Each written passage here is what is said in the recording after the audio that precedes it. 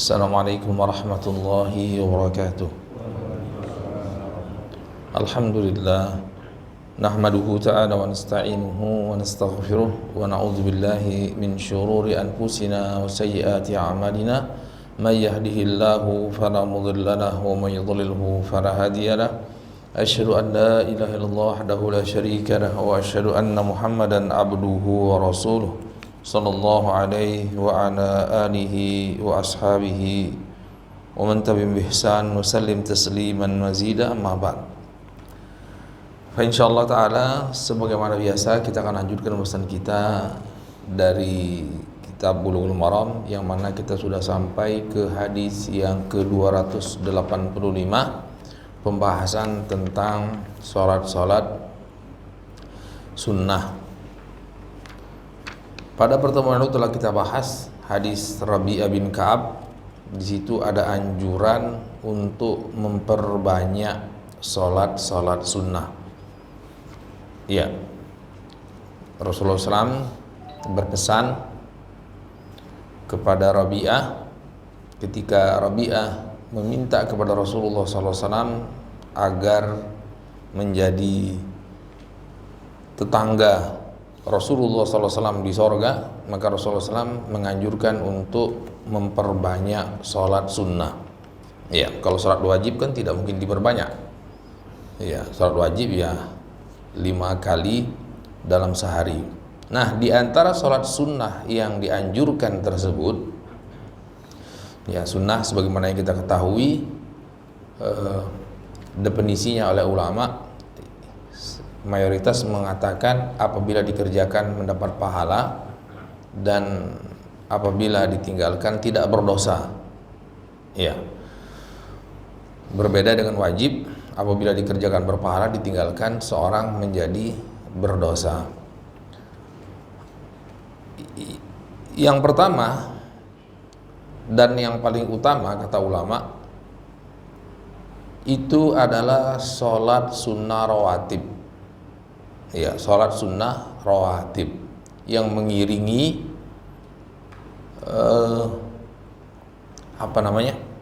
sholat fardu, qobliyah atau ba'diyah. Ini qobliyah atau ba'diyah. Kenapa dikatakan rawatib? Rawatib itu kata jamak dari ratib. Ya, kata jamak dari ratib. Ratib artinya itu yang senantiasa dan terus menerus dilakukan, ya namanya ratib. Makanya orang Arab sekarang itu ratib, ya orang Arab kata ratib, kam ratibuk, ya. Yang sekarang orang Arab sekarang bilang itu artinya gajian, ya gaji bulanan atau harian atau pekanan, tapi yang rutin terus, ya kan. Orang kerja mana mau dia tidak dapat gajian, ya kan, tidak dapat gaji itu tidak mau dia kerja. Itu namanya gotong royong, apa namanya, sukarela atau sosial. Nah ini juga jadi diibaratkan bahwasanya suatu hal yang selalu dilakukan Rasulullah SAW daripada sholat sunnah itu, ya yang pertama-tama adalah sholat sunnah rawatib, ya qobliyah atau ba'diyah.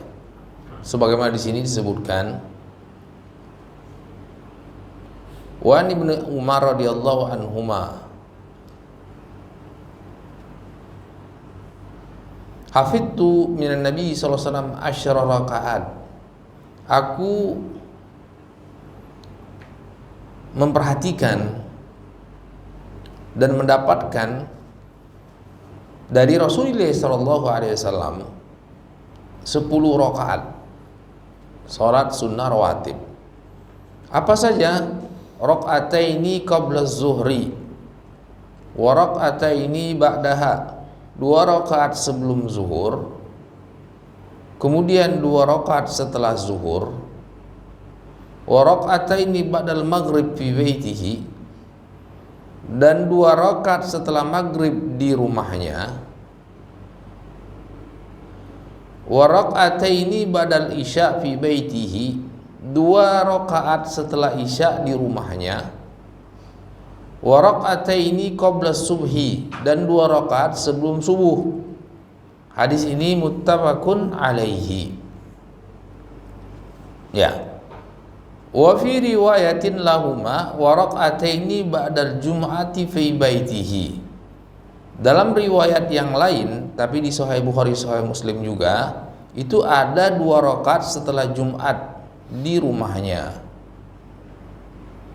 Dan di Sahih Muslim, idza kana tala'al fajru la yusalli illa raka'ataini khafifataini. Rasulullah SAW apabila sudah masuk waktu fajar, Bilal muazzin Rasulullah SAW sudah azan, Rasulullah SAW tidak sholat kecuali 2 rakaat yang ringkas, ya, di rumahnya. Kemudian ada riwayat Rasulullah SAW kadang-kadang sempat tidur, ya, di rumahnya. Jadi setelah sholat qobliyah subuh, Rasulullah SAW berbaring di pinggang kanan. Ini di rumah, ya, kata ulama di rumah, bukan sholat di masjid kemudian tidur di masjid. Ya, ini sholat 2 rakaat sebelum subuh. Rasulullah SAW itu sholat di rumahnya, kemudian berbaring, kadang-kadang sampai tertidur. Artinya cukup lama jeda Rasulullah SAW, ya, antara azan dan iqamatnya, karena Rasulullah sebelahan, rumahnya persis di sebelah masjid, satu dinding dengan masjid.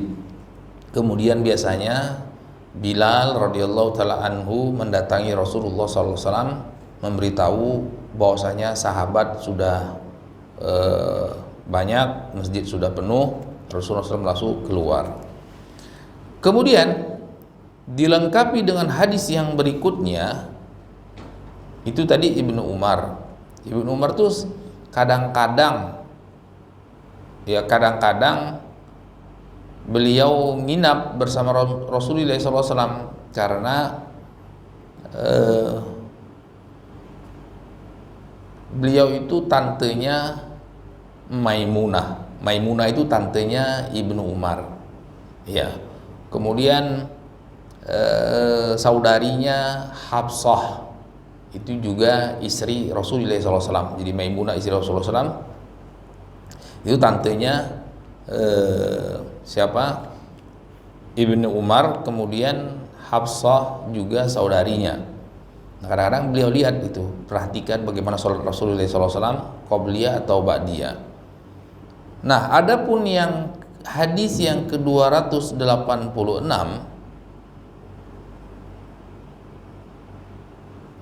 hadis Aisyah radhiyallahu anha itu lebih lengkap. Kalau tadi cuma 10, kalau hadis Aisyah itu ada tambahan 2 lagi, jadi 12. Ya, tambahan 2 lagi apa? Anna Nabi sallallahu alaihi wasallam kana la yada'u arba'an qabla zuhri wa rak'ataini qabla al-ghadati, rawahul Bukhari. Bahwasanya baginda Rasulullah SAW itu tidak pernah meninggalkan 4 rakaat sebelum zuhur, alias 2 rakaat salam, 2 rakaat salam, namanya qobliyah zuhur, ya, dan 2 rakaat sebelum subuh, ya, itu tidak ditinggalkan Rasulullah SAW. Jadi ada tambahan. Kalau tadi 2 rakaat saja sebelum zuhur, ini hadis Aisyah menyebutkan tambahan 2 rakaat sebelum zuhur, berarti 2 sama 2 4, ya, 2 sama 2 itu 4.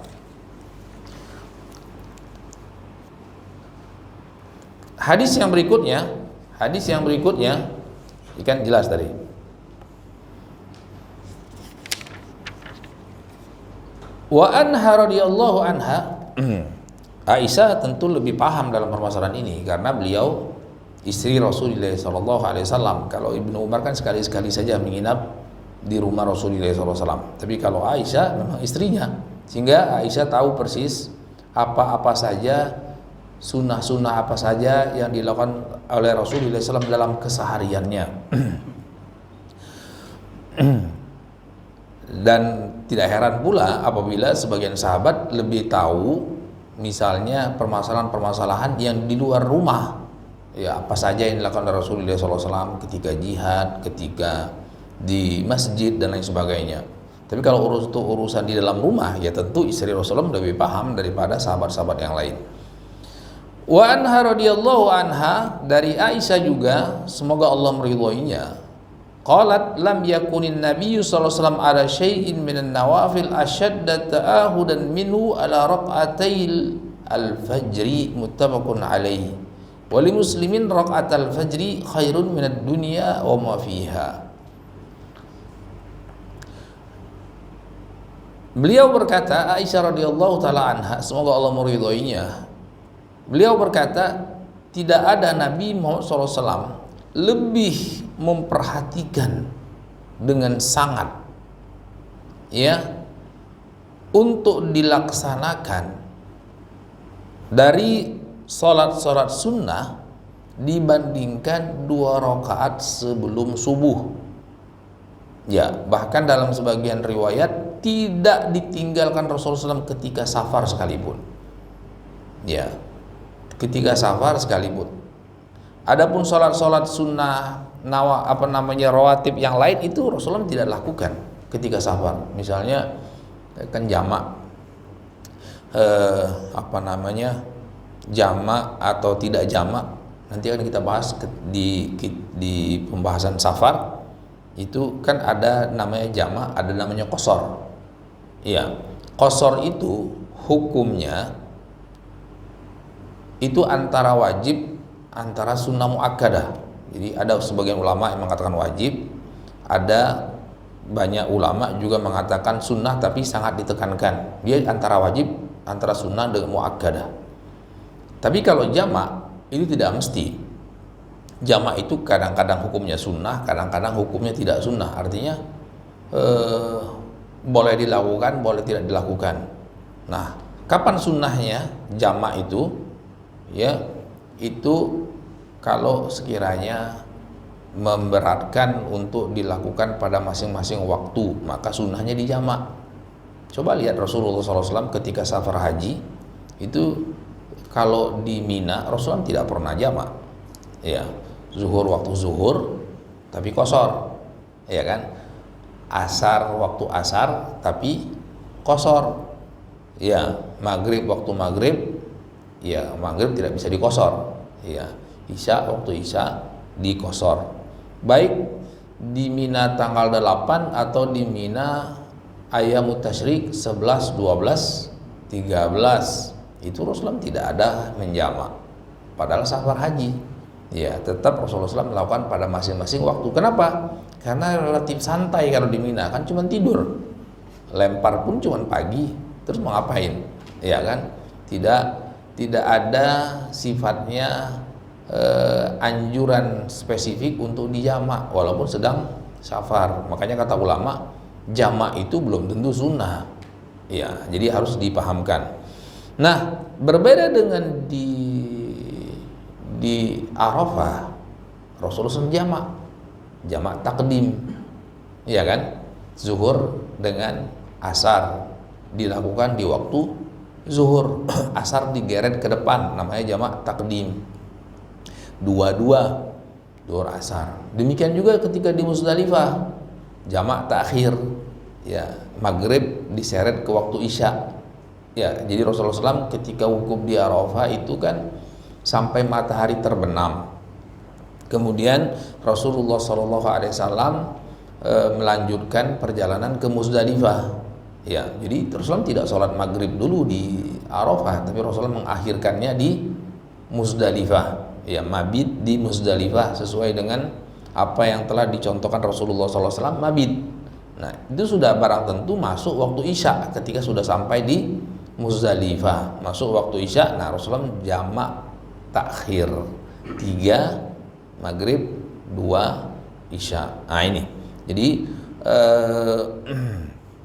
perlu digarisbawahi bahwasanya nanti ini akan beberapa kali kita singgung, terutama nanti di dalam pembahasan safar. Jadi yang urgent untuk dilakukan, diperhatikan itu qosornya, bukan jamaknya, ya kan? Jamak qosor kapan? Kalau sekiranya ada hal yang memberatkan, itu yang dianjurkan. Kalau tidak, maka tidak, ya kan? Maka dia tidak. Jadi jamak itu bukan suatu kemestian di dalam safar, tapi tergantung ini kira-kira memberatkan atau tidak. Sunnah hukumnya menjamak. Kalau tidak, maka tidak, dia tetap seperti semula, tapi cuman dikosor. Itu antara wajib, antara sunnah. Artinya apa? Antaranya ada sebagian ulama yang mewajibkan, walaupun mayoritas mengatakan sunnah yang sangat ditekankan untuk mengkosor, karena itu rukhsah, keringanan dari Allah Subhanahu wa taala. Nah, yang paling diperhatikan dan ditekankan untuk selalu dilakukan bahkan ketika safar sekalipun, itu adalah 2 rakaat sebelum subuh yang tidak pernah ditinggalkan Rasulullah SAW. Berbeda dengan qabliyah zuhur, ba'diyah zuhur, ya. Ini ketika lakukan sholat jamak, ketika di safar, baik jamak ataupun qasar, Rasulullah tidak melakukannya. Rasulullah tidak melakukannya. Dilakukan Rasulullah SAW itu qabliyah subuh. Wali muslimin rakaatul fajri khairun minad dunya wa fiha. Bahkan Rasulullah SAW itu menyebutkan dalam hadis yang sahih di Sahih Muslim, ada keterangan khusus 2 rakaat sebelum subuh itu lebih baik daripada dunia dan seisinya. Artinya apa? Pahalanya nanti kalau dikonversi di akhirat, kan kita ini makhluk yang indrawi, ya, yang tidak mantap rasanya kalau tidak melihat, ya, tidak mendengar, tidak memperhatikan, tidak merasa secara langsung. Nanti di sorga Allah akan kasih perlihatkan kepada kita seperti apa sih pahala yang bisa dilihat dan dirasakan secara langsung daripada sholat 2 rakaat sebelum subuh. Nah, ternyata nilainya itu betul-betul lebih baik dibandingkan dunia dan seisinya. Ya, entah apalah itu. Yang jelas pahalanya sangat istimewa di sisi Allah Subhanahu wa taala. Disebutkan secara khusus oleh Rasulullah SAW 2 rakaat sebelum subuh. Iya. Kemudian wa an ummi Habibata ummil mu'minin radhiyallahu anha qalat sami'tu Rasulullah sallallahu alaihi wasallam yaqul man shalla isnatai asyrata rak'ah fi yawmin wa laila bunya lahu bihinna baitun fil jannah. Rawahu Muslim fi riwayatin tatawwuan. Wa Tirmidzi nahwu wa zada arba'an qabla adh-dhuhri wa rak'atain ba'daha wa rak'atain ba'dal maghrib wa rak'atain ba'dal isya wa rak'atain qabla salatil fajri. Wal khamsa man hafadha ala arba' qabla adh-dhuhr wa arba' ba'da haramallahu 'alan nar. Ya.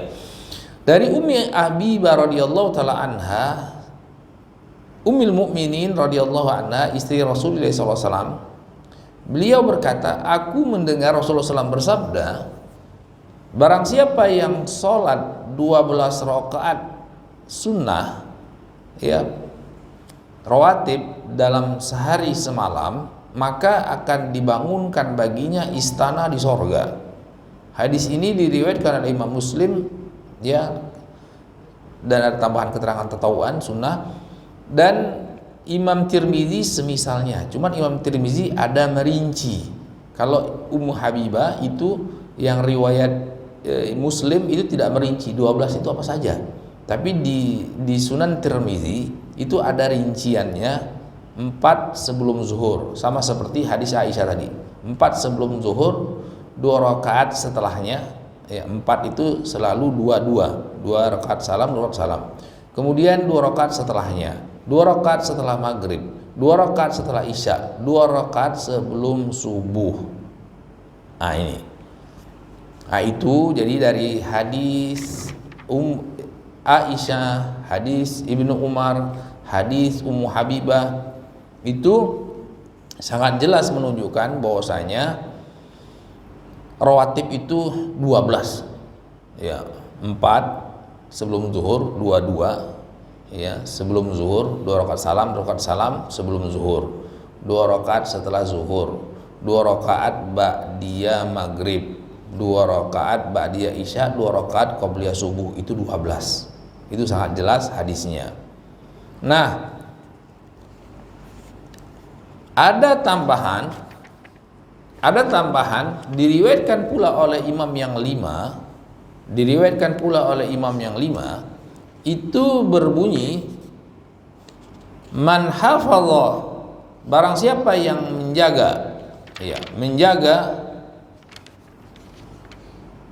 4 rakaat sebelum zuhur, 2-2, ya, kemudian 4 rakaat setelahnya 2-2. Kalau tadi kan cuma 2, ini ada tambahan 2 lagi. Jadi 4 sebelum zuhur, 4 setelah zuhur, ada tambahan bonus. Ya, maka niscaya Allah SWT haramkan baginya sorga. Allah haramkan baginya neraka.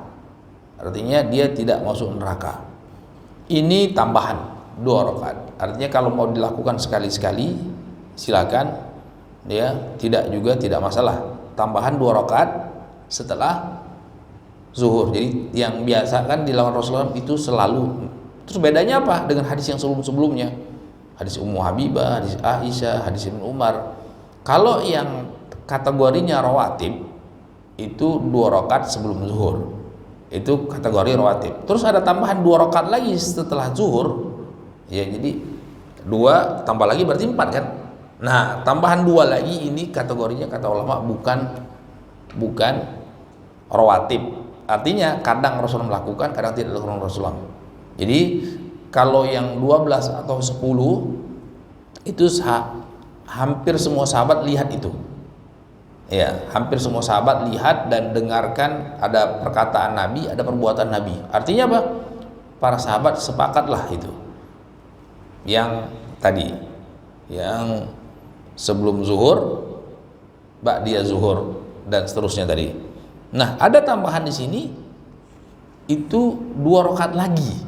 2 rakaat ditambah 2 rakaat alias 4 rakaat setelah zuhur. Artinya itu termasuk juga dianjurkan. Ya, itu juga termasuk dianjurkan. Kalau tadi yang 12 rakaat itu kan tidak ada tambahan 2 setelahnya. Kalau tambahan 2-nya berarti 14 dong. Ya kan? Hadisnya kan jelas, man shalla isnati asyarata rakaah fil yaumi wa laila, barang siapa yang sholat 12 rakaat, ya, qobliyah dan ba'diyah alias rawatib, maka Allah bangunkan baginya rumah atau istana di sorga. Nah, itu pahalanya. Terus ada tambahan lagi, berarti 14, yaitu 2 rakaat tambahan setelah 2 lagi dari setelah ba'diyah. Pahalanya ada penekanan, Allah haramkan baginya neraka. Ya, Allah haramkan baginya neraka. Ya. Nah, yang kita bisa ambil pelajaran daripada hadis-hadis yang lalu,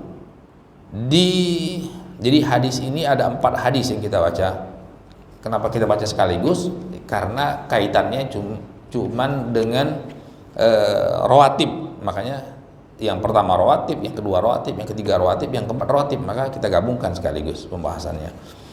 Hadis ini menunjukkan tentang disunahkannya, ditekankannya sholat sunnah rawatib yang mengiringi sholat fardu yang 5. Ya, itu dia sunnahnya, kategorinya sunnah itu bukan satu level, ya kan? Sebagaimana kewajiban, hukum wajib itu tidak satu level.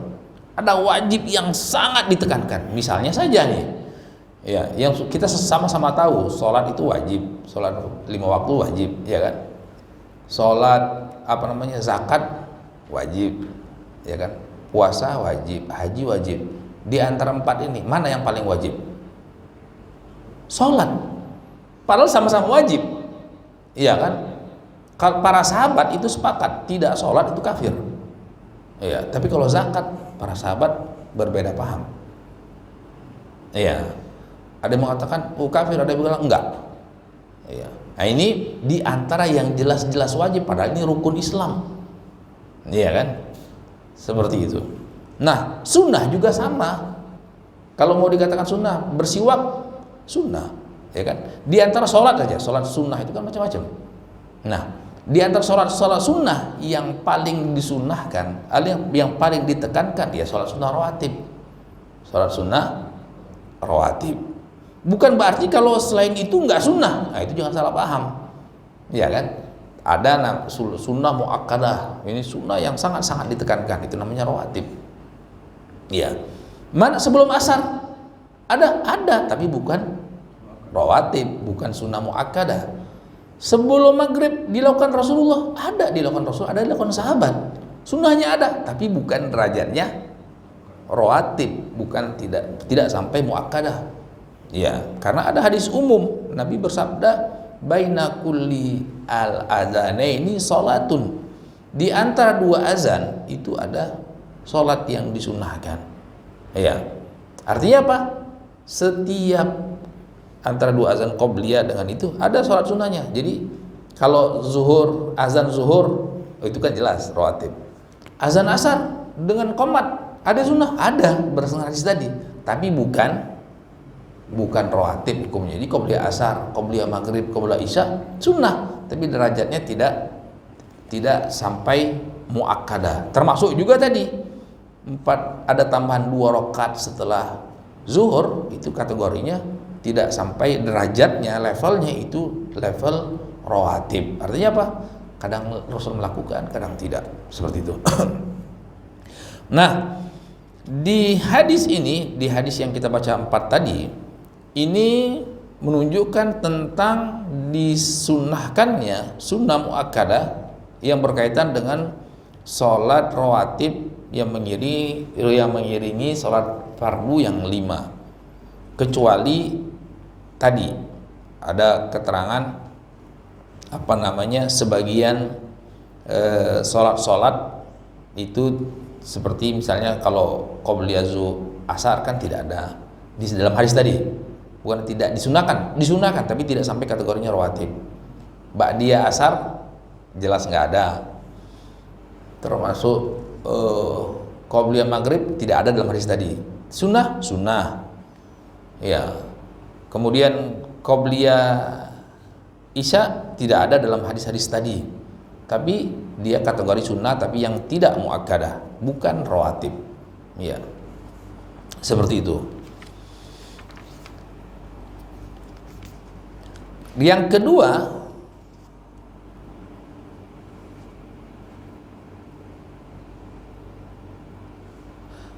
dari semua hadis tadi, dari keseluruhannya, maka kita dapati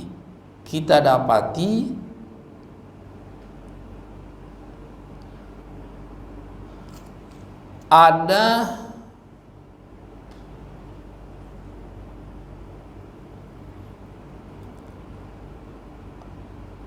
pertama ada 10, ya kan, itu hadis Ibnu Umar, kemudian hadis Aisyah 12, ya kan, 12. Kemudian ada tambahan sebagai ganti daripada hari itu kan Jumat, nggak ada sholat zuhur bagi laki-laki. Nah, itu ada tambahan ba'diyah Jumat.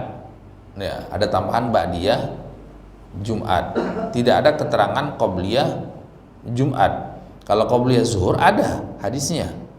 Ya, ada bentuk perintah, ada bentuk anjuran dari Rasulullah SAW, ada bentuk perbuatan. Jadi sunnah itu kadang-kadang muncul dari perintah atau anjuran Rasulullah, ada muncul dari perbuatan Rasulullah yang dilihat para sahabat, ada dari dua-duanya. Jadi sunnah itu tidak mesti harus double gitu, atau harus triple. Paham maksudnya? Maksudnya gini, ulama mengatakan suatu perbuatan itu sunnah itu mungkin karena perintah atau anjuran Rasulullah, satu. Mungkin karena dilakukan Rasulullah, perbuatan Rasulullah. Mungkin karena takrir itu apa? Persetujuan Rasulullah. Artinya ada sahabat melakukannya, dilihat oleh Rasulullah dan tidak diingkari. Itu namanya takrir. Ya. Nah, ada sunnah yang lengkap. Ya, ada yang tiga-tiganya dilakukan Rasulullah. Apa tiga-tiganya ada perkataan, perintah, ada perbuatan, ada persetujuan. Nah, Tapi satu di antara tiga ini itu sudah mewakili, paham ya? Satu di antara tiga itu sudah mewakili. Ada satu sekedar perintah bisa, atau anjuran sekaligus perbuatan lebih bagus, dan lebih spesial lagi ada perintah, ada perlakuan Rasulullah SAW atau perbuatan Rasulullah, ada juga pembenaran atau persetujuan dari Rasulullah SAW. Kemudian yang berikutnya, di dalam hadis tersebut jelas menunjukkan sangat dianjurkan atau ditekankannya sholat sunnah rawatib ini.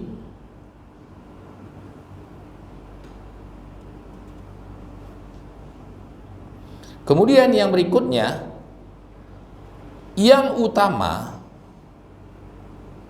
itu sholat sunnah rawatib itu di rumah, ya, di rumah.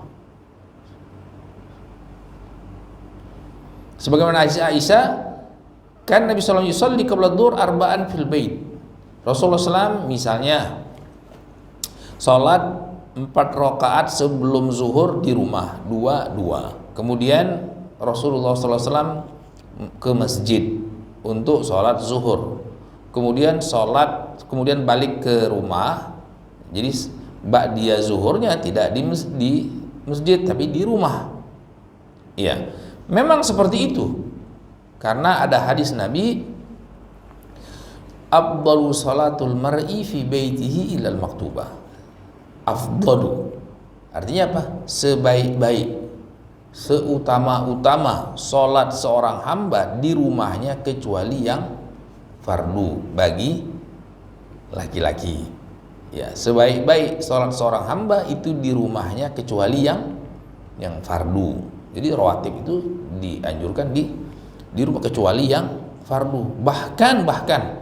Bahkan berdasarkan hadis tadi, sebagian ulama mengatakan termasuk sholat tarawih. Fardu bukan sunnah kan? Nah, bahkan sebagian ulama mengatakan sholat tarawih itu kalau sanggup di rumah itu lebih bagus.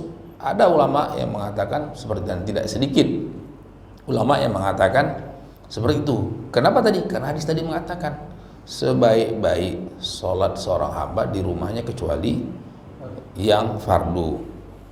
Ya, kecuali kata ulama kalau sekiranya masjidnya kosong dari sholat sholat tarawihnya, ya kan? Maksudnya apa? Wah, gara-gara kita berpendapat seperti itu, masjid nggak ada lagi orang tarawih di masjid.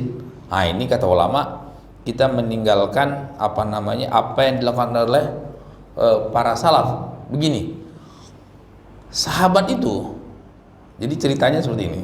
Sahabat itu kan tidak semuanya ikut sholat tarawih di masjid. Umar kan yang pelopornya Umar, ya kan, menghidupkan kembali. Jadi di zaman Rasulullah SAW itu Rasulullah SAW tidak tarawih di masjid kan, ya. Karena Rasulullah takut untuk diwajibkan. Jadi kejadiannya Rasulullah pernah sholat di masjid sendirian. Tiba-tiba sholat tarawih di masjid sendirian hari pertama. Kemudian sahabat ikut berjamaah, ada sebagian. Kemudian pertamanya cuma sahabat sufa aja yang memang yang tinggal di masjid. Ada sahabat-sahabat yang miskin, yang diusir dari kampung halamannya, hijrah ke Rasulullah SAW, belum ada usaha, belum ada apa segala macam, jadi tinggal di masjid, ya, fakir miskin. Sholat bersama Rasul di hari pertama.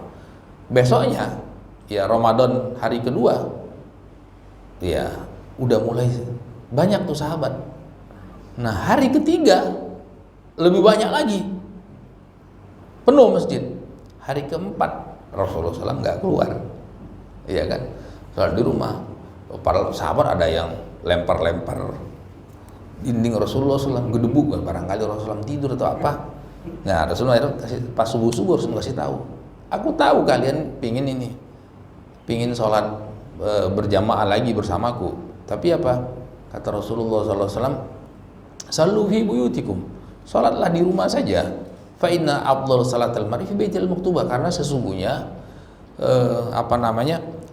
sebaik-baik salat seorang hamba itu di rumahnya. Itu hadisnya. Kenapa Nabi SAW mengatakan itu? Itu kaitannya. Nah, terus apa? Terus dari situ sahabat tidak lagi lakukan, karena Rasul tidak lakukan. Kemudian di zaman Abu Bakar tidak dilakukan.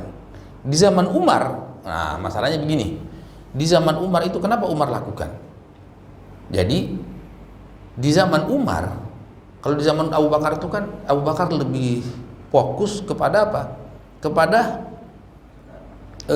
mengembalikan lagi orang-orang yang banyak murtad. Kan ketika Rasulullah meninggal dunia, itu banyak orang-orang yang murtad.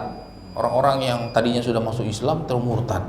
Kemudian didatangin, dinasihatin, bahkan sebagian itu diperangi. Itu sibuk dengan konflik. Cuma 2 tahun Abu Bakar menjadi khalifah kemudian meninggal. Di zaman Umar itu nggak ada lagi ceritanya orang murtad, yang ada orang masuk Islam. Jadi di zaman Umar itu Mesir masuk wilayah kaum muslimin, kemudian Persia, Romawi bertekuk lutut masuk ke wilayah kaum muslimin. Kan besar sekali berarti. Nah, sebagian orang Afrika, sebagian orang Eropa. Nah, ini mereka tuh pengen pengen ke IKN, ya kan? Pengen lihat seperti apa sih ibu kotanya kaum muslimin. Jalan-jalan ke Madinah, belajar mereka, belajar. Ada yang dari Persia, ada yang dari Eropa, ada yang dari Afrika datang, berbondong-bondong tuh, dari Azerbaijan, dari mana-mana datang lihat. Oh, seperti ini ternyata belajarnya seperti ini belajarnya. Nah, mereka kan pada orang baru Islam, bahasanya macam-macam, belum hafal macam-macam Al-Quran. Nah, ketika di bulan Ramadan, jadi kan semakin lama kan semakin besar itu Madinah. Tadinya cuman kecil, ya masjidnya cuman berapa kali berapa dari pelupa korma. Di zaman Umar mulai ada perluasan masjidnya, diperluas. Di zaman Abu Bakar enggak, ya karena enggak ada kepentingan untuk diperluas. Sahabat gitu-gitu aja. Di zaman Umar karena udah banyak diperluas itu masjid. Ya diperluas. Nah, Umar cek suatu malam, loh, pas di bulan Ramadan kenapa orang sholatnya secumpuk, tahu secumpuk bahasa Palembang. Jadi di pojokan situ ada imam 5 orang makmumnya. Iya, di pojokan situ ada imam 10 atau di sebagian. Nah, ini bisa 5, 6, 7 imam dalam masjid. Kenapa? Ya, dan ada sebagian imam yang agak banyak karena bacaannya lebih enak dan lain sebagainya. Karena tadi orang pendatang baru yang baru masuk Islam rata-rata itu pengen ikut sholat itu. Nah, Umar berpikir, wah ini enggak kurang mantap nih. Nah, akhirnya dipanggillah Ubay bin Ka'ab. Ini sahabat yang paling hafal Quran. Ya, sahabat yang nomor 1 dalam bacaan Al-Quran, dalam hafalan Quran. Bahkan memang ada keterangan dari Rasulullah SAW bahwasanya ini Ubay bin Ka'ab radhiyallahu ta'ala anhu ini sahabat yang paling sempurna lah ilmunya dalam Al-Quran. Jadi Ubay bin Ka'ab sudah kata Umar, ya, engkau jadi imam. Ya, engkau jadi imam 1. Ya, 1. Artinya jangan ada yang lain-lain, enggak usah. Ikut Ubay semuanya. Wah, ikut Ubay semuanya. Nah, semenjak itulah kaum muslimin dari masa ke masa akhirnya melakukan sholat tarawih itu di masjid. Ya, sholat tarawih itu di masjid. Tapi apa? Sahabat-sahabat yang para penghafal Quran enggak sholat di masjid, di rumah dia. Umar enggak ikut. Oh iya, ikut dia sholat di rumahnya. Ibnu Umar enggak ikut. Ini sahabat rata-rata orang-orang baru masuk Islam, baru datang, pelancong sebagian kan, pingin lihat. Kan tidak semua orang yang datang ke Madinah itu betul-betul ulama kan. Ada yang pingin lihat, ada yang pingin segala macam. pengen lihatlah IKN tuh, ibu kota kaum muslimin itu Madinah zaman dulu dari seluruh dunia. Nah ini seperti itu, artinya menunjukkan bahwasanya rumah itu tidak boleh kosong dari sholat. Iya kan? Memang dianjurkan bagi laki-laki sholat di masjid, tapi rumah juga harus diperhatikan. Artinya jangan memfokuskan lebih banyak ibadah sholatnya di masjid, tapi rumah juga kasih porsi. Ya, seperti Rasulullah SAW, sholat sunnah, makanya Rasulullah katakan sebaik-baik sholat sunnah bagi sholat seorang hamba itu di rumahnya kecuali yang fardu. Nah kecuali ibu-ibu mau fardu mau nggak fardu di rumah lebih bagus, ya seperti itu. Kemudian kenapa kata ulama? Pertama, menjadikan rumah itu diberkahi Allah, ya kan? Kata Nabi, la taj'alu buyutakum kuburan. Jangan jadikan ya rumah kalian itu seperti kuburan. Tidak disolati, tidak dibacakan Quran. Kuburan gitu kan. Hening gitu, paling suara jangkrik kalau malam-malam, krik gitu. Iya, atau ada jin segala macam kan. Orang-orang kita kan paling takut tuh kalau udah kuburan. Ini. Kemudian karena menambah keikhlasan. Iya kan? Salat, hal ibadah-ibadah sunnah itu sebisa mungkin kan samar-samar itu. Kecuali emang ibadah fardu yang harus terpaksa mau tidak mau harus kelihatan orang. Kemudian yang berikutnya, bahwasanya dari hadis tadi 2 rakaat sebelum subuh itu ringkas, cepat, maksudnya cepat, tidak panjang-panjang. Sampai-sampai Aisyah itu ngomong, itu kok Nabi cepet banget ya qobliyah subuhnya, kira-kira baca Al-Fatihah apa enggak, saking cepetnya gitu. Iya kan, saking cepatnya seperti itu, ringkas. Kemudian dari sini, nah kita tadi katakan sunnah itu tidak satu level, sunnah itu berlevel-level, bertingkat-tingkat. Nah yang paling tinggi ke tingkat pahalanya itu 2 rakaat sebelum subuh, itu paling afdol, paling besar pahalanya dibandingkan yang lain-lainnya. 2 rakaat sebelum subuh. Bahkan misalnya kita ketiduran misalnya, ya itu dianjurkan untuk dikodok, bisa setelah sholat subuh, bisa nanti ketika sudah matahari terbit, ya jadi dilakukan. Kemudian sehingga Rasulullah tidak tinggalkan ketika safar dan ketika tidak safar.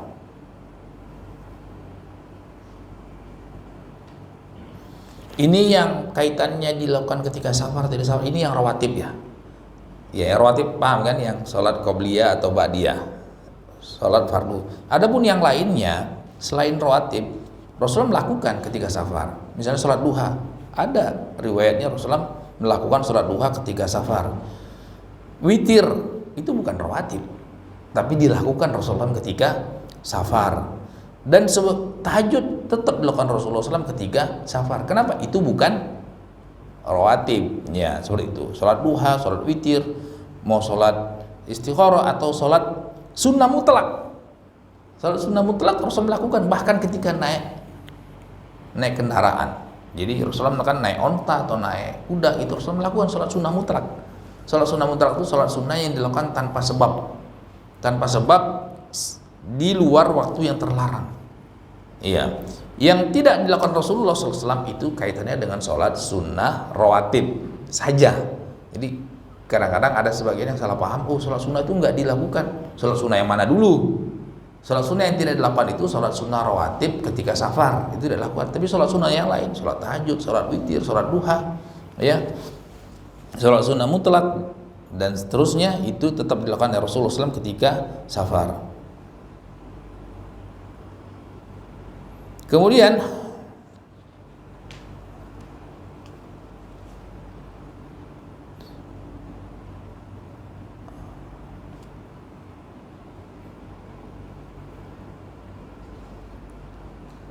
Yang berikutnya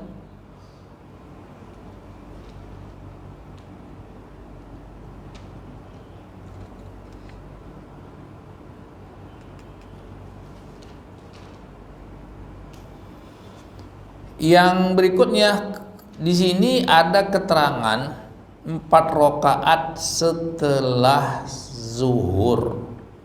Ya, ada tambahan pahala, tapi bukan termasuk kategori rawatib, tapi tambahan pahala. Jadi yang rawatib itu 2 setelah zuhur. Mau ditambah 2 lagi setelah zuhur, jadi 4, itu lebih bagus.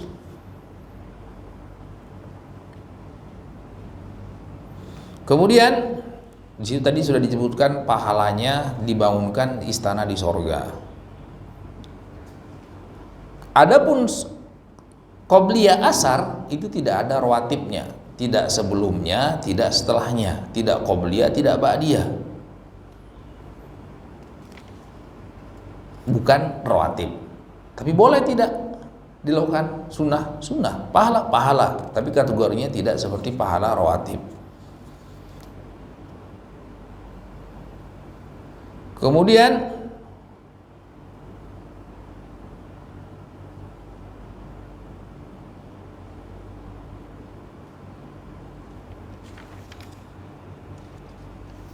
yang terakhir, bahwasanya kesimpulan terakhirnya bahwasanya sholat rawatib itu bukan diwajibkan, tapi dia disunnahkan dengan ditekankan, alias sunnah muakkadah, sunnah yang sangat ditekankan.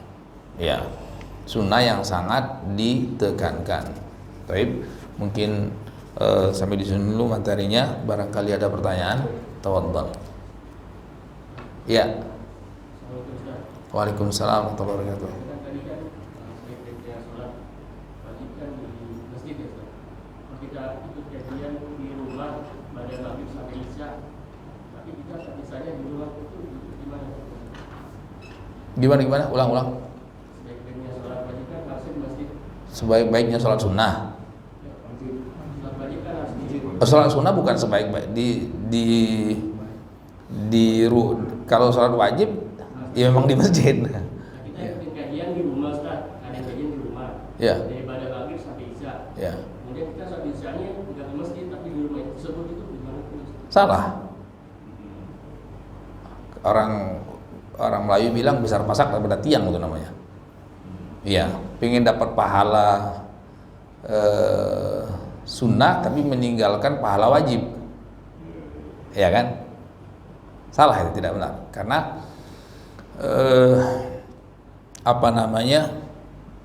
tidak ada alasan untuk meninggalkan sholat bagi laki-laki, ya. Bagi laki-laki untuk meninggalkan sholat wajib di masjid kecuali karena uzur, sakitkah atau yang semisalnya gitu, ya. Dan itu bukan mendengarkan kajian dari TV atau radio atau streaming atau YouTube, itu bukan alasan untuk meninggalkan sholat fardu di masjid, ya. Paham kan? Kan kita pengen sama-sama berpahala nih, ya. Pahala sholat fardu di masjid itu suatu kemestian. Bahkan ada sahabat yang buta, yang tidak ada pemandu untuk datang ke masjid, itu tidak dikasihkan keringan Rasulullah untuk sholat di rumahnya. Ya, dia ada sahabat yang buta bilang ke Rasulullah SAW, ya Rasulullah, aku tidak ada pemandu. Ya, aku buta, aku tidak ada pemandu. Apa aku sholat di rumah? Rasulullah SAW katakan, apakah engkau mendengar azan? Ya, kalau telinga masih bagus, alhamdulillah. Dengar, kata Nabi, datangi. Ya, selama engkau mendengar azan. Nah, di sini menunjukkan bahwasanya sholat fardu itu bagi laki-laki suatu kemestian untuk dilakukan di masjid gitu. Selain pahalanya memang besar, ya. Ini berbeda dengan ibu-ibu. Ibu-ibu itu semakin terkurung di rumahnya semakin bagus. Iya kan, sholat itu kata Rasulullah SAW, semakin tersembunyi seorang perempuan sholat itu semakin besar pahalanya. Ini di rumah nih, jelas ibu-ibu itu lebih bagus di rumahnya dibandingkan di masjid. Jangankan masjid apa kita nih, Baitur Rahman, ya kan, Pura Melati, ya kan, masjid Nabi itu kan spesial, ya kan. Masjid Nabi itu kan pahalanya dapat 100 dapat 1000 kali lebih besar daripada seluruh masjid di dunia kecuali Masjid Haram. Itu ada seorang wanita bertanya kepada Rasulullah SAW, ya Rasulullah, kami ingin sholat bersama engkau di masjid engkau, ya kan. Kata Nabi, aku tahu setiap kaum muslimin dan muslimat pasti ingin sholat bersamaku di masjidku, ya kan. Siapa sih yang gak kepingin minimal seumur hidup sekali deh pingin imamnya Nabi? Keren kan? Mau jual rumah, jual sawah pun gak apa-apa kita datang ke Madinah kalau imamnya Nabi gitu kan. Jangankan imamnya Nabi, imam-imam yang lain Syekh Sudes atau apa, itu kan senang sekali kita rasanya. Beda gitu getarannya kalau kita sholat di sana. Nah, aku tahu dan aku sangat paham bahwasanya kalian pingin sholat bersamaku di masjidku. Tapi apa kata Nabi? Tapi ketahuilah, sholat kalian di rumah kalian itu lebih baik daripada sholat kalian bersamaku di masjidku. Iya kan, imamnya sudah Nabi, masjidnya masjid Nabi. Tapi untuk perempuan lebih baik situ. Ya, bahkan jadi kan terus bagaimana di rumah seorang perempuan di rumahnya itu kan ada ruang tamu, iya kan, ada ruang tengah, ada tempat tidur. Yang paling bagus di tempat tidurnya, maksudnya di ruang tidurnya, di kamar tidurnya, itu semakin ke dalam itu semakin bagus, kata Rasulullah SAW. Seperti itu. Adapun laki-laki itu mutlak untuk sholat di masjid kecuali ada uzur, seperti itu. Jadi kalau taklim di rumah itu bukan jadi alasan. Jelas ya? Ya. Ada lagi? Iya Pak. Di masjid-masjid itu kan biasanya yang ada 2 kali, kemudian sholat Qobliyah Jumat. Apakah itu diadakan sendiri atau bagaimana? Qobliyah Jumat ada atau mungkin banyak yang melakukan? Iya. Kalau ada kalau dari hadis-hadis Nabi itu tidak ada, kita lihat tadi tidak ada keterangannya. Yang ada ba'diyah Jumat, ada. Ba'diyah Jumat itu boleh di rumah, boleh di masjid, ada keterangannya. Tapi kalau qobliyah Jumat tadi sudah, ini Hafidz bin Hajar ini Imam Syafi'i, mazhabnya mazhab Imam Syafi'i. Tapi beliau tidak menyebutkan ada hadis tentang qobliyah Jumat. Itu yang pertama. Yang kedua, sholat Jumat itu sudah dilakukan di zaman Nabi, ya kan? Sudah dilakukan di zaman Abu Bakar, sudah dilakukan di zaman Umar, sudah dilakukan di zaman Utsman dan seterusnya. Itu tidak ada para sahabat menukilkan kepada kita untuk melakukan qobliyah Jumat. Tidak ada, ya, tidak ada menukilkan kepada kita qobliyah Jumat. Nah, masa iya? Artinya kalau itu kategorinya dianjurkan dan disunahkan, ya, masa tidak ada Rasulullah SAW anjurkan, tidak pula keterangan Rasulullah melakukan, tidak pula para sahabat menyia-nyiakannya gitu loh. Kalau memang itu dianjurkan. Nah, di sini makanya kata sebagian ulama, walaupun tetap ada sebagian ulama menganjurkannya, tapi kalau kita lihat dari pendalilannya itu cenderung lebih kuat bahwasanya dia tidak ada dianjurkan untuk qobliyah Jumat. Yang ada ba'diyah Jumat sebagaimana tadi hadisnya. Masa ada sahabat Nabi 2 rakaat setelah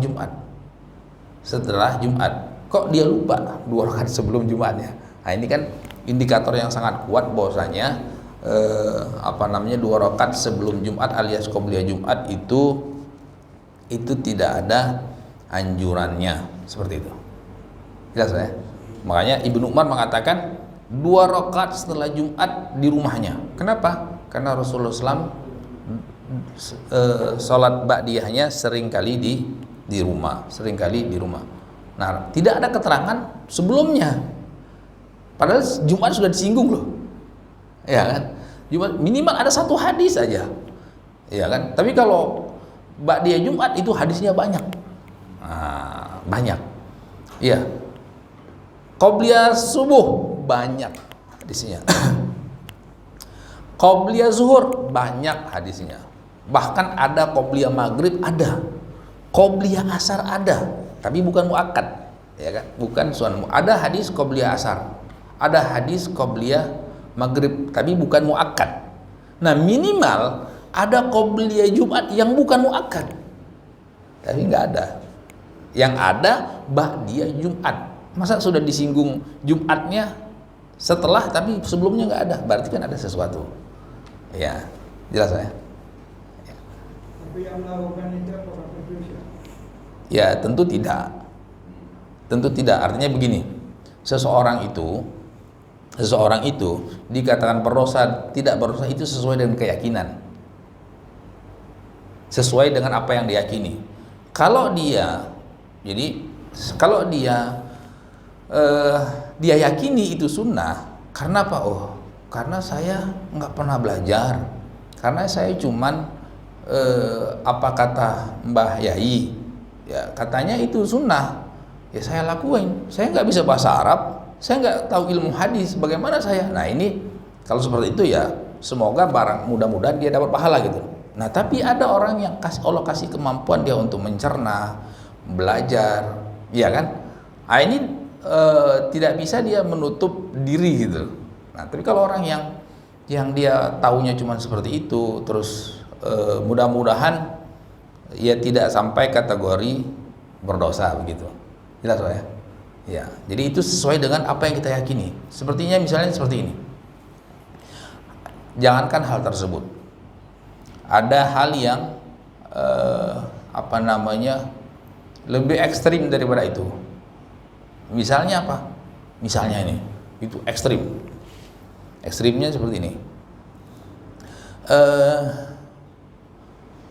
Ada orang yang berkeyakinan kalau suami istri bersentuhan itu batal sholatnya. Batal apa? Wudunya. Ada yang tidak. Nah, terus bagaimana? Nah, kita bilang itu sesuai dengan dia yakini. Kalau dia yakini setelah dia belajar, jadi orang yang belajar ini nggak gampang loh. Orang yang belajar itu memang pahalanya besar, tapi dosanya bisa jadi lebih besar. Oh, kalau gitu mending gak usah belajar. Salah juga, karena belajar itu wajib. Nah, cuman masalahnya kalau setelah dia belajar, tapi dia tidak mau membuka diri, itu dosanya besar.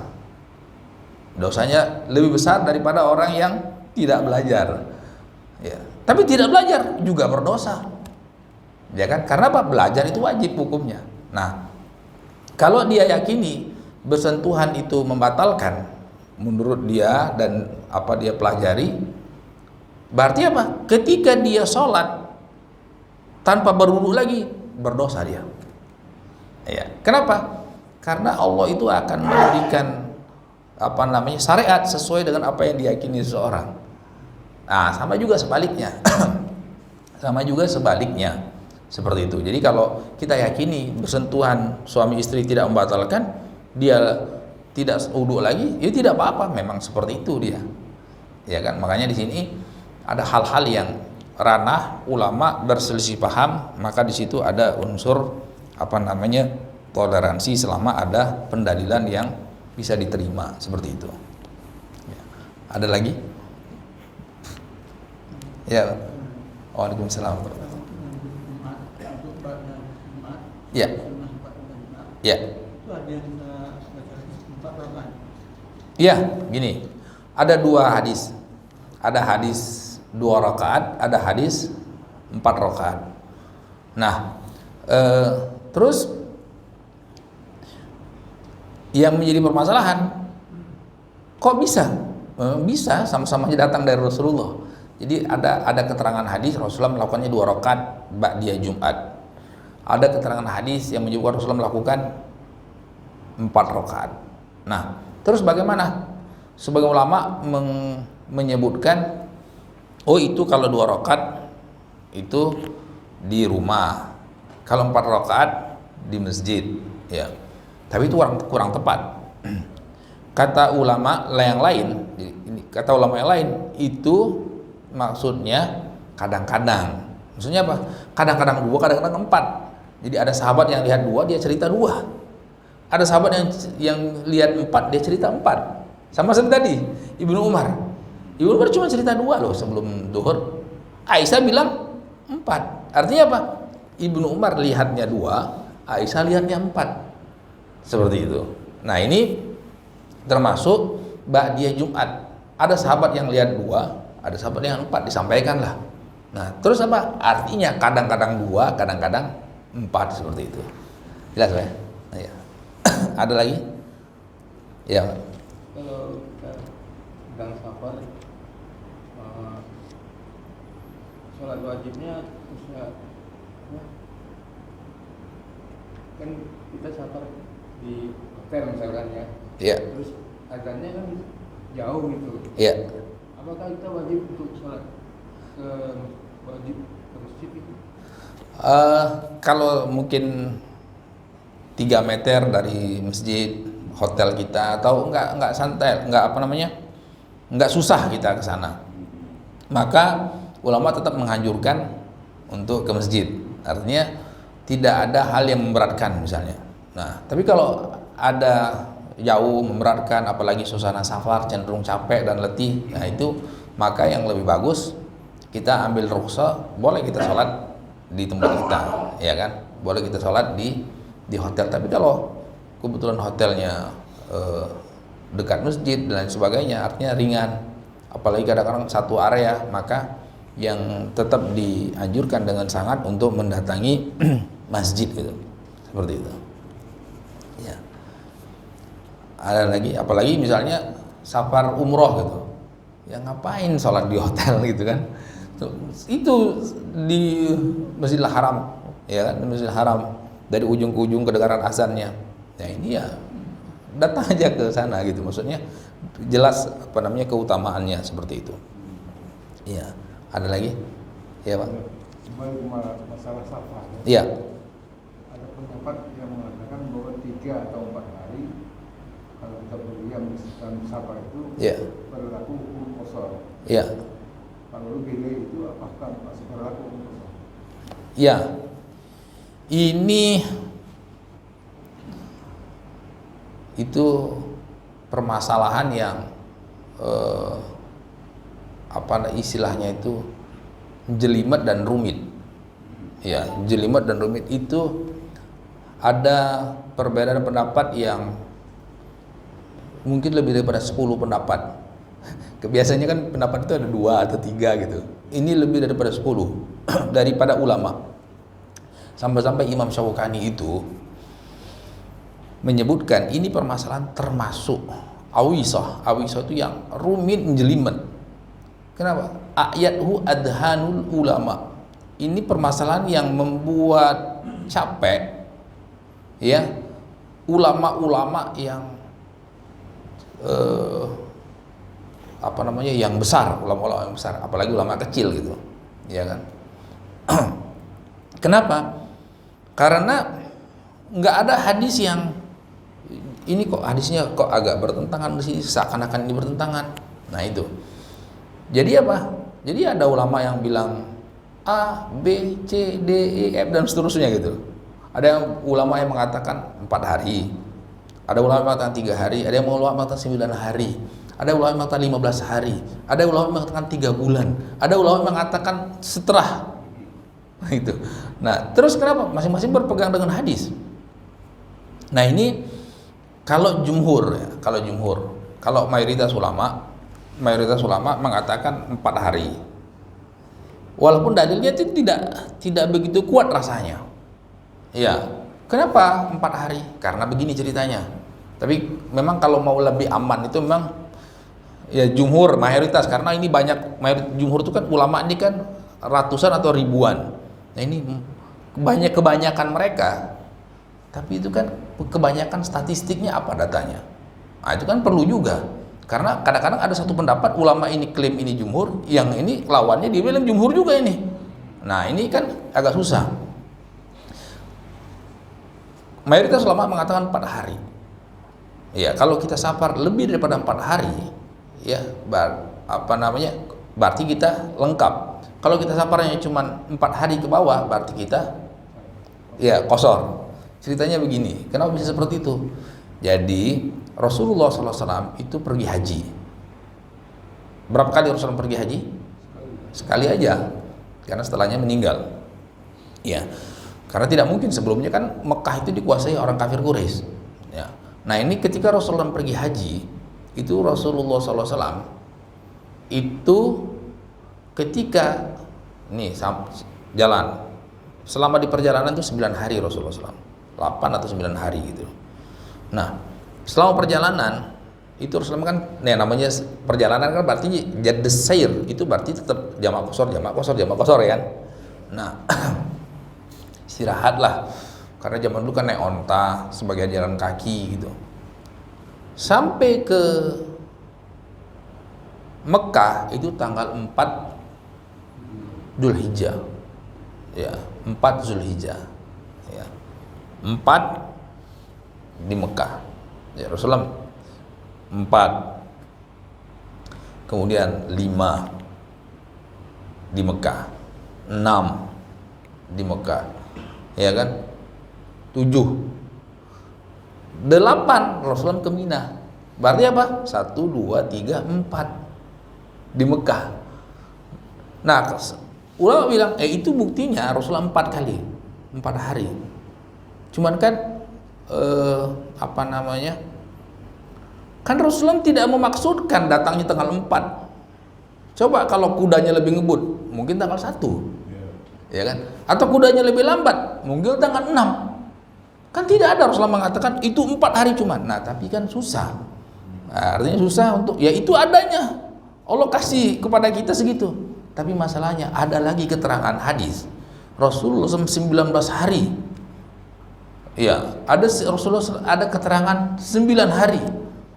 Nah, apa? Kan tidak seperti itu. Nah, ini makanya di sini kata ulama Imam Syawkani bilang ini permasalahan yang membuat pelik kepala-kepala ulama yang besar-besar itu. Artinya yang super keilmuannya itu. Makanya di sini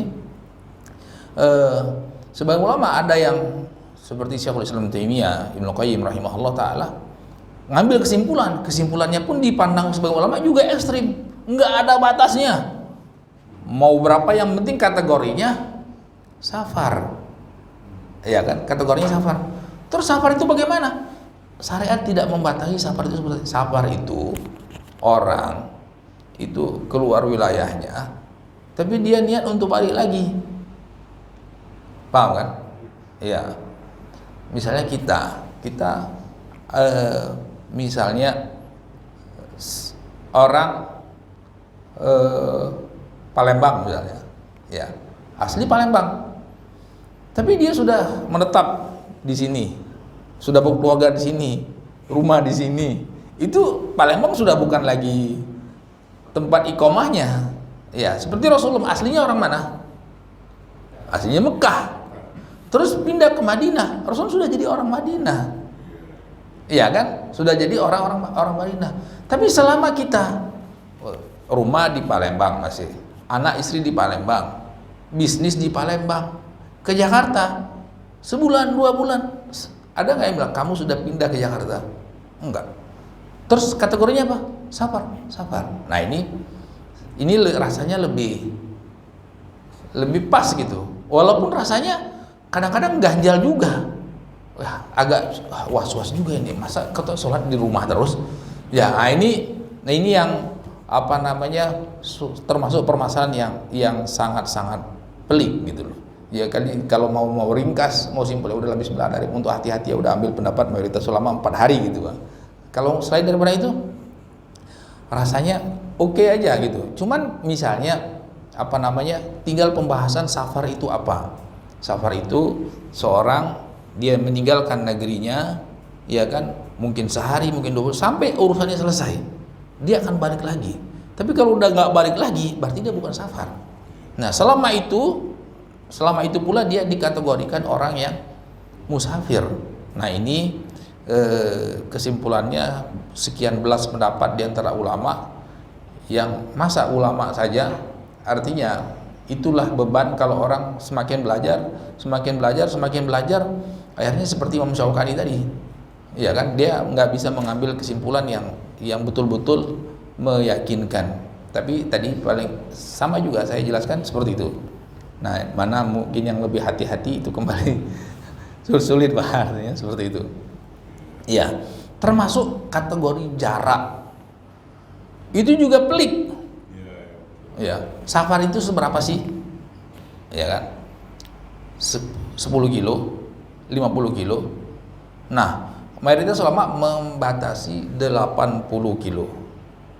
Tapi kan itu membingungkan. Bagaimana kalau 79? Bagaimana kalau 81? Ya kan? Bagaimana 79,9? Ah, itu juga pelik juga. Mayoritas ulama mengatakan 80. Ya, berarti kalau kurang dari 80 bukan safar. Kurang dari 80 itu kan bisa 79. Bisa 78. Tapi ini terus terang ini permasalahan yang kategori ini itu termasuk permasalahan pelik.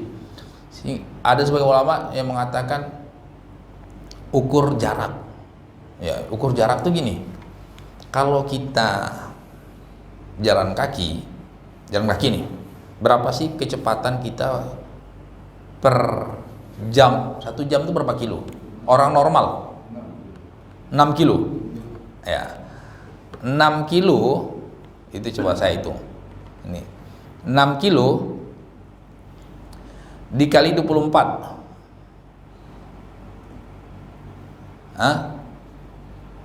Tidak, bukan. Berapa tadi?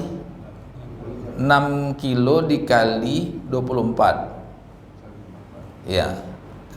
144. 6 dikali 144 kilo. Ya, karena ada hadis yang mengatakan sehari dan semalam.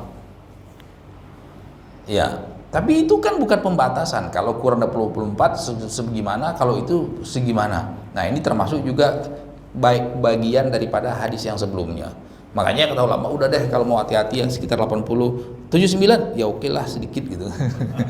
Sampai seperti itu ulama. Nah, sebagian ulama mengatakan selama nih kategorinya itu safar, ya, itu walaupun apa namanya, walaupun jaraknya dekat, itu safar. Ya, termasuk jauh, ya apalagi. Misalnya apa? Misalnya gini. Zaman sekarang kita dari Jakarta ke Surabaya, pergi pagi, pulang siang, bisa kan? Cuma tanda tangan aja. Pergi jam 9, sampai Surabaya jam 11 kurang lebih.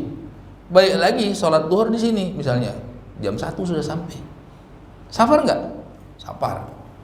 Ya, itu safar dekat. Nah, bagaimana dari sini ke Bogor? Itu tidak sampai 80 kilo. Ya kan? Paling 50 kilo kalau dari sini, ya kan? Kalau dari Cawang tuh titik nol itu kan cuma 42. Ya kan, dari Cawang 42 kilo. Bisa enggak dikategorikan safar? Bisa. Tapi dia benar-benar safar. Safar itu apa? Ya udah dia bawa berbekalan camping, bawa kompor, bawa apa segala macam, atau dia nginep sehari, 2 hari, 3 hari. Sebagian ulama mengatakan itu kategori safar. Tapi kalau seperti zaman sekarang ini, kita dari Bekasi ke Bogor, ya, cuman apa? Oh, di situ ada soto mie Bogor enak, makan siang situ, terus balik lagi. Itu nggak ada ulama yang bilang itu safar, ya kan? Tidak ada ulama yang bilang itu kategori safar. Nah jadi, tapi kalau sudah menginap, sudah itu apa namanya, sehari 2 hari, itu ada sebagian ulama atau bahkan ada ulama yang mengatakan itu termasuk kategori safar. Nah ini yang apa namanya kurang lebih itu penjelasannya. Jadi suatu permasalahan yang cukup pelik antara jarak, antara waktunya seperti apa, ya. Tapi itu kurang lebih kesimpulannya seperti itu, gitu ya, ya, Pak. Waalaikumsalam warahmatullahi wabarakatuh. Apabila kita safar, kemudian ada kesempatan pada saat kita ada sholat Jumat. Ya. Nah, kemudian misalkan kita sholat Jumat, apakah kita juga melakukan sholat sunat pada Jumat 2 atau 4 itu, atau nggak usah? Karena kalau misalkan kemudian sholat sunatnya tidak ada dilakukan, itu hukumnya bagaimana itu hukum? Karena sholat Jumat kan pada saat safar itu. Ya. Apakah kita harus sholat Jumat kita juga ikut sholat melakukan sholat sunat yang seperti itu atau tidak? Iya. Kalau kita safar, kita sholat Jumat, ya, maka apa namanya, tidak berlaku sholat sunnah rawatibnya, karena kategori kita masih safar. Tapi kata ulama, boleh kita lakukan sholat sunnah mutlak. Artinya kalau kita tetap sholat itu kategorinya bukan rawatib, tapi kategorinya mutlak. Mutlak itu apa? Ya mau 2, pengen lagi tambah 2 lagi, pengen tambah 2 lagi, ya kan? Pengen tambah 2 lagi tidak ada masalah selama waktunya bukan waktu yang terlarang. Jadi kategorinya kalau tetap kita lakukan itu namanya mutlak. Ya, bukan, nggak apa-apa, tapi niatnya jangan lagi rawatib. Nah, niatnya itu mutlak sudah. Jelas ya? Ya. Ada lagi? Ya. Orang yang sekolah ke luar negeri termasuk safar nggak? Nah, itu termasuk permasalahan yang ulama berselisih paham. Kalau mayoritas ulama mengatakan kalau sekolah di luar negeri itu kan sudah jelas misalnya S2 normalnya berapa? 4 atau 2 atau 4 tergantung jurusannya apa. Taruhlah katakan 2 kan sudah jelas itu. Artinya 2 sudah jelas, saya tinggal di sini 2 tahun. Ya. Nah, mayoritas ulama mengatakan kalau perjalanan dia ke sana, yaitu tentu safar, naik pesawat 10 jam, 12 jam, itu atau transit, itu jelas. Nah, kalau sudah sampai di sana, apa kategori dia mukim atau kategori dia musafir? Mayoritas ulama mengatakan dia kategorinya mukim, tapi sementara waktu. Iya, termasuk seperti apa? Seperti para utusan duta besar. Nah, kan? Utusan duta besar. Dia di departemen luar negeri, dia jadi konsul, dia jadi dubes, dia jadi staf dan sebagainya. Itu sudah jelas dia sekian tahun, 4 tahun kah? Biasanya kan rata-rata ada rotasi, atau misalnya ASN, pegawai negeri, ya kan seperti itu, atau BUMN nanti ditugaskan di Jakarta, nanti pindah lagi Semarang, pindah lagi. Tapi kan dia hampir bisa pastikan itu menaun itu. Nggak ada orang S2 cuma 3 hari. S lilin itu ada kalau 3 hari. Ya kan? Orang yang S2 1,5 tahun aja orang ribut, apalagi cuma 3 hari. Nah, di sini artinya apa? Kalau sudah kategori seperti itu, yang lebih menenangkan hati kita itu termasuk kategori mukim. Ya, itu termasuk kategori mukim. Jadi kecuali kalau kita nggak pasti, seperti apa?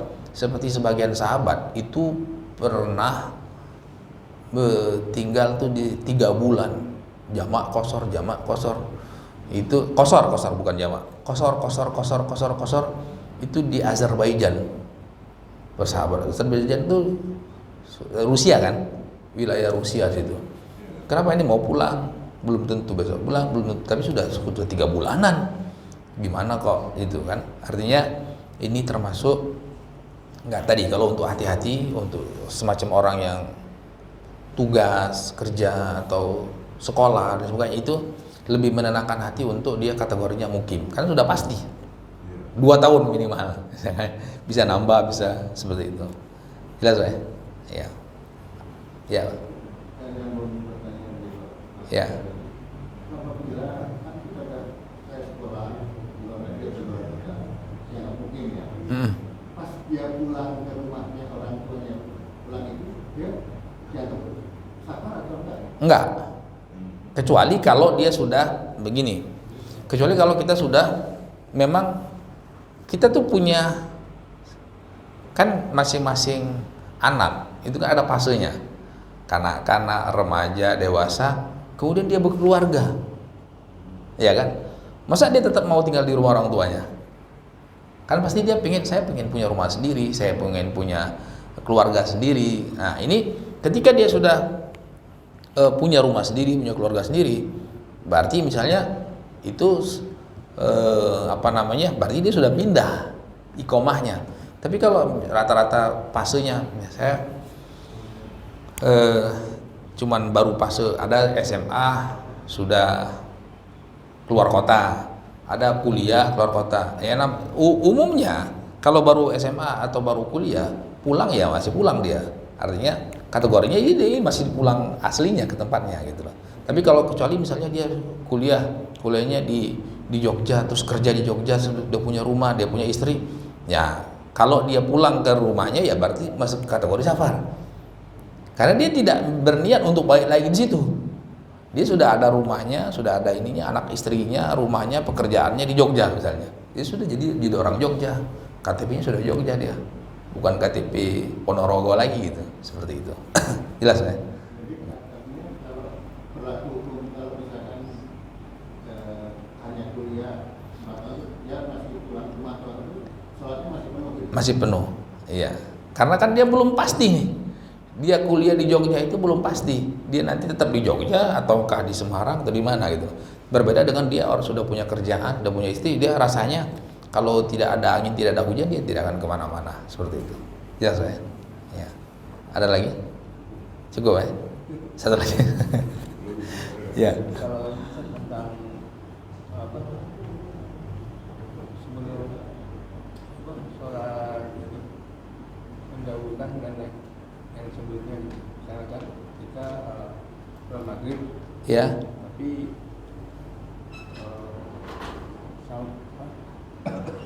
gimana ya? Sholat isya dan maghrib itu Jamak. jamak. Oke. Ya kan? Terus? Tapi kita masuk pada masjid itu. Oh, jadi kita Belum masbuk. ya, gitu. Di masjid kita musafir. Iya. Kita musafir di masjid sudah sedang sholat, Iya. berdiri, itu sholat apa? Misal sholat isya. Sholat isya. Kan belum Oke. maghrib. Kita belum maghrib. Iya. Nah, ya. Mana yang didulukan itu? Ya. Kalau yang mana didulukan itu kita yang mana ketinggalan. Kita ketinggalan maghrib kan? Kan maghrib bukan urutan. Inna salata kan al-mu'mina kitabun mawquta. Sesungguhnya salat itu bagi kaum mukmin itu kitab yang kewajiban yang telah ditentukan waktu-waktunya. Nah, urutannya sesuai urutan. Misalnya kita gini. Misalnya kita ini kecapean. Habis sholat maghrib tidur. Saking capeknya, kan ada istilah orang kita kalau tidur ngebu gitu. Isya lewat, subuh lewat, bangunnya asar. Nggak tahu tuh kenapa dia, ya kan? Terus bagaimana? Ya, sholat ya. Berarti kalau kita pas bangun, berarti sholat isya dulu, kemudian zuhur, kemudian asar. Itu ekstrim, tapi mungkin aja, ya kan? Macam-macam orang. Ini bagaimana dengan kalau sekiranya kita sedang musafir, terus kita lihat di masjid orang mukim sedang sholat berjamaah isya, kita belum maghrib. Nah, kata ulama kita ikut juga maghrib. Nah, jadi boleh berbeda niat, boleh, ya tidak ada masalah. Yang tidak boleh itu beda gerakan. ya kan? Bahkan sholat sunnah di belakang wajib boleh, sholat wajib di belakang sunnah boleh. Sholat sunnah di belakang imam yang wajib boleh, sebagaimana sholat wajib di belakang imam yang sunnah boleh, nggak ada masalah, ya tidak ada masalah. Terus yang jadi permasalahan kan sholat isya itu 4 rakaat, sholat maghrib 3, iya kan? Terus bagaimana? Misalnya kita kalau kita masuknya itu pas imam di rakaat kedua, itu enak kan? Imam sudah di rakaat kedua nih, Allahu Akbar. Berarti kita rakaat pertama, ya kan? Berarti 2, 3, 4. Selesai salam bisa bareng. Kenapa? Karena kita dapatnya 3 rakaat, ya kan?